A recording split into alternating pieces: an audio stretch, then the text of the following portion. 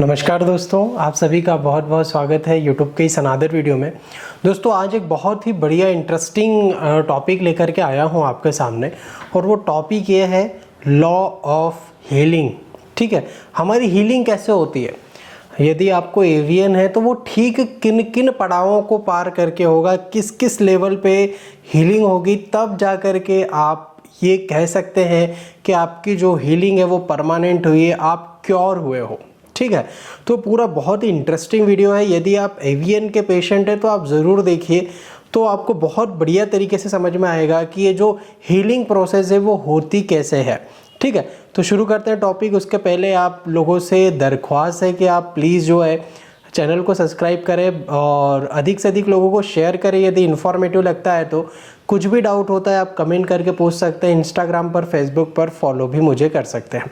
चलिए, law of healing होता क्या है, law of healing in case of avian. ठीक है, अब नेचुरल हीलिंग प्रोसेस का मतलब ये होता है कि जिस क्रम में बीमारी पैदा हुई है उसी क्रम में बीमारी ठीक भी होना चाहिए। ठीक है, अब इसको थोड़ा सिंप्लीफाइड भाषा में आपको मैं समझाता हूँ। जैसे एवियन के केस को हम 5 स्टेप में समझेंगे। पहला स्टेप है दोस्तों ब्लड सर्कुलेशन बंद होना। ठीक है, किसी भी कारण से हो सकता है, वो चोट लगना हो सकता है, वो स्टेरॉइड के कारण हो सकता है, नसों में ब्लॉकेज के कारण हो सकता है, या फर्दर बहुत सारे कारण हैं। किसी भी कारण से इडियोपैथिक हो सकता है, कोई कारण नहीं रहा फिर भी बंद हो गया। ठीक है, तो पहला कारण ही यह है ब्लड सर्कुलेशन का बंद होना। तो एवियन कैसे होता है, इसको पहले थोड़े पैथोजेनेसिस अपन जान ले, फिर उसके बाद में आपको लॉ ऑफ हीलिंग जो है इसमें कैसी होगी वो बताता हूँ। तो सबसे पहली बात तो होती है, बहुत सिंप्लीफाइड भाषा में आपको बता रहा हूँ, एक बहुत नॉर्मल व्यक्ति भी समझ जाएगा। सबसे पहले क्या हुआ, फर्स्ट स्टेप में ब्लड सर्कुलेशन बंद हुआ, है ना। खून बहुत कम मात्रा में या ना के बराबर हड्डी पे पहुंच रहा था, ये हो गया ब्लड सर्कुलेशन का बंद होना, सीज होना। दूसरी चीज क्या हुई, दूसरी चीज हुई इस्चेमिक कंडीशन डेवलप होना। इस्चेमिक कंडीशन का मतलब क्या कि बॉडी के पार्ट में खून नहीं पहुंचता है, तो जब खून नहीं पहुंचेगा तो वहाँ की जो कंडीशन है उसको हम इस्चेमिक कंडीशन बोलते हैं, जिसमें ऑक्सीजन नहीं आ रही है, कार्बन डाइऑक्साइड नहीं जा रही है, न्यूट्रिएंट जो हम खा पी रहे हैं जो ब्लड में है, कैल्शियम विटामिन, वो पहुंच नहीं पा रहा है, वो इस्चेमिक कंडीशन हो गई। तो सेकंड हुई इस्चेमिक कंडीशन। तीसरा होता है दोस्तों ऑस्टियोपोरोसिस डेवलप होना। अब ऑस्टियोपोरोसिस का मतलब क्या है कि हड्डी की जो स्ट्रेंथ है ना, वो कम हो जाना।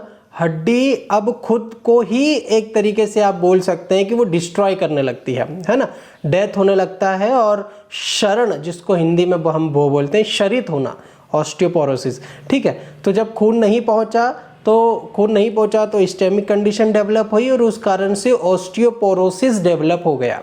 ठीक है, अब इस ऑस्टियोपोरोसिस से क्या हुआ, हड्डी अब यहाँ पर खून नहीं मिलने से क्षरित हो रही है, कैल्शियम उसमें से निकल रहा है और मैग्नीशियम निकल रहा है, बहुत सारे जो एसेंशियल न्यूट्रिएंट हैं जो हड्डी को बनाने के लिए जो हड्डी बनी हुई है उसमें है, वो सारे के सारे जो है क्षरित हो रहे हैं, खत्म हो रहे हैं। तो उस कारण से हड्डी पे पड़ जाएंगे छोटे छोटे से गड्ढे, है ना। छोटे छोटे से जो गड्ढे पड़ गए उसको हम बोलते हैं क्रिसेंट फॉर्मेशन।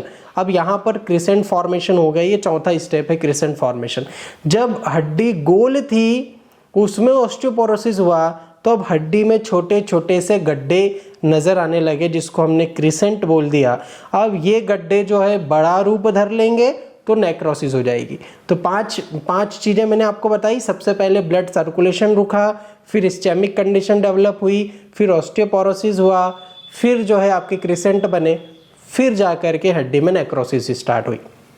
अब यहाँ पर बात आती है कि अब हीलिंग कैसे होगी। अब हम डायरेक्टली टॉपिक पर आते हैं कि लॉ ऑफ हीलिंग या नेचुरल लॉ कैसे काम करता है in the case of avian, जब हम होम्योपैथिकली ट्रीट करते हैं एवियन को। तो इसमें अगेन जहाँ से हमने शुरू किया था वहीं से कहानी स्टार्ट होगी, तभी जाकर के एक हेल्दी बोन पर हम पहुंचेंगे। तो सबसे पहला काम क्या होगा, सबसे पहला काम होगा वैस्कुलैरिटी डेवलप करना। वैस्कुलैरिटी डेवलप करने का मतलब क्या था, एवियन कैसे हुआ था, एवैस्कुलैरिटी से, है ना, ब्लड नहीं पहुंच रहा था, अब हमने हीलिंग प्रोसेस के थ्रू, ट्रीटमेंट के थ्रू, मेडिसिन के थ्रू हमने क्या किया, वहाँ पर ब्लड का फ्लो करवाया। जब ब्लड वहाँ पर पहुँचेगा तो वैस्कुलैरिटी डेवलप होगी, जब खून वहाँ पे पहुँचेगा तो वैस्कुलैरिटी डेवलप हो जाएगी। अब सेकेंड चीज़ हमने क्या बोली थी, इस्चेमिक कंडीशन, जिसमें ऑक्सीजन नहीं मिलना और कार्बन डाइऑक्साइड वापस नहीं आ पाना, न्यूट्रिएंट नहीं मिलना, इसको हमने बोल दिया था इस्चेमिक कंडीशन।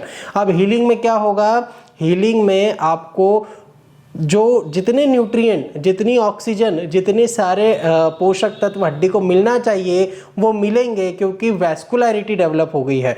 तो अब नेक्रोस बोन पर ब्लड जाएगा, वहाँ पर फैगोसाइटोसिस होगा, WBC जाएगी, वहाँ पर इम्यूनिटी डेवलप होगी आपकी, ठीक है। और उस चीज़ को हम बोल देते हैं कि ये वैस्कुलर जो है बोन में वैस्कुलरिटी डेवलप हुई है और गैसेस के आदान प्रदान के साथ न्यूट्रिएंट भी वहाँ पर पहुँचने लगे हैं। अब तीसरी चीज़ हमने बोली थी ऑस्टियोपोरोसिस डेवलप होना। अब यहाँ पर हीलिंग में क्या होगा, जब ब्लड के थ्रू कैल्शियम जाएगा, मैग्नीशियम जाएगा, ठीक है, तो ये कैल्शियम, मैग्नीशियम बोन फॉर्मेशन के जितने भी न्यूट्रिएंट होते हैं जो हम टैबलेट के रूप में या खाने के रूप में लेते हैं, वो तब जा कर के जो है आपके हड्डी पे पहुंचेंगे।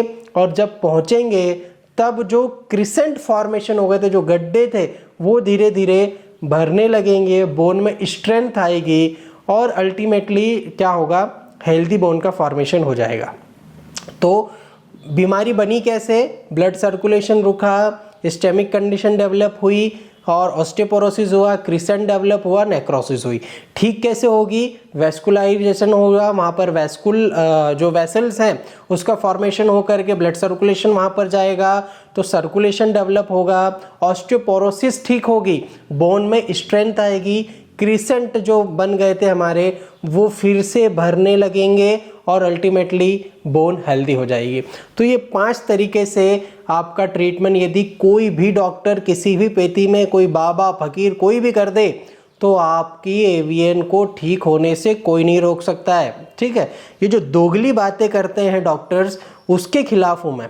दोगली बातें क्या करते हैं, एलोपैथिक डॉक्टर्स क्या बोलते हैं, भाई फर्स्ट सेकंड जनरेशन में आप आ जाओ हमारे पास, फर्स्ट सेकंड स्टेज में आ जाओ, हम ऑस्टियोफॉस देंगे, जिंक फॉस देंगे और पता नहीं कहाँ कहाँ की दवाइयाँ देंगे, एलेंड्रोनिक एसिड, जेलेंड्रोनिक एसिड, सारी चीज़ें आपको दे देंगे और उससे हो सकता है कि आपकी ये चीज़ ठीक हो जाए, और होगा ही होगा, हम लिख करके दे रहे हैं, आप ये ले लो, 3 साल तक ऑस्टियोफॉस खा लो। अभी मेरे पास रिसेंटली कई सारे पेशेंट आए, उन्होंने बोला है सर डॉक्टर साहब ने तो हमें बोला था कि 3 साल तक ऑस्टियोफॉस खा लो। बंदे ने 3 साल तक ऑस्टियोफॉस मेडिसिन खाई, 3 साल तक ब्लड थिनर खाया, 3 साल तक उसने कैल्शियम लिया, उसको कुछ भी रिजल्ट नहीं मिला। तो मैंने उसे यही कहा कि बेवकूफ़ हो तुम, जब खून ही हड्डी पर नहीं पहुंच रहा तो इतना तो दिमाग आप में होना चाहिए, डॉक्टर आपको बेवकूफ़ बना रहा है, इतना तो दिमाग आप में होना चाहिए, जब खून ही नहीं पहुंच रहा तो डॉक्टर साहब ये जो टैबलेट हम खा रहे हैं वो हवा में उड़ करके आएगी क्या हड्डी पे, ब्लड के थ्रू ही जाएगी ना। ट्रांसपोर्ट कैसे होगा मेडिसिन का, ब्लड के थ्रू ही होगा। अब ब्लड को हड्डी पे पहुंचाना है तो खून को पतला करके थोड़ी ना पहुंचाया जा सकता है भाई, खून पतला पूरी बॉडी का होगा ना। जब आप इकोस्प्रिन लोगे, खून पतला करने की दवाई लोगे, ब्लड थिनर लोगे, तो पूरी बॉडी का खून पतला होगा ना। केवल उसी हड्डी का आप सोचो कि उसी हड्डी का जो है हम कम कर दें, पतला कर दें, तो ऐसा थोड़ी ना हो सकता है कि केवल हिप बोन का जो है हम लोग ऐसी दवाई देंगे कि हिप बोन पे जो ब्लड जा रहा है वही पतला हो जाएगा। ऐसी कोई मेडिसिन हो तो मुझे ही बताना, ऐसा तो नहीं होता ना। तो ऑस्टियोफॉस, जिंक फॉस और आपकी बहुत सारी ब्लड थिनर लेने से बीमारी ठीक होने वाली है नहीं, क्योंकि जड़ पे नहीं जा रहे ना हम, वैस्कुलैरिटी डेवलप नहीं कर रहे, ठीक है। एलोपैथी का मतलब ही होता है अन्य की चिकित्सा, मैं उसकी बुराई नहीं कर रहा हूँ, बहुत अच्छी पैथी है, पर in the case of emergency आप क्रॉनिक डिजीज़ में उसको लेंगे तो शायद बीमारी तो ठीक ना हो, दूसरी 4-5 बीमारियां आपको गिफ्ट के रूप में मिल जाए, ठीक है।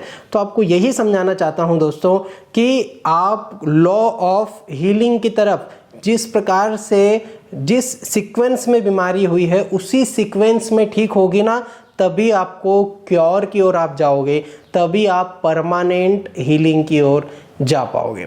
आई होप आपको समझ में आया होगा। यदि समझ में आया हो तो आप लाइक ज़रूर करें, नहीं आया हो डिसलाइक कर दो, कोई फ़र्क नहीं पड़ता।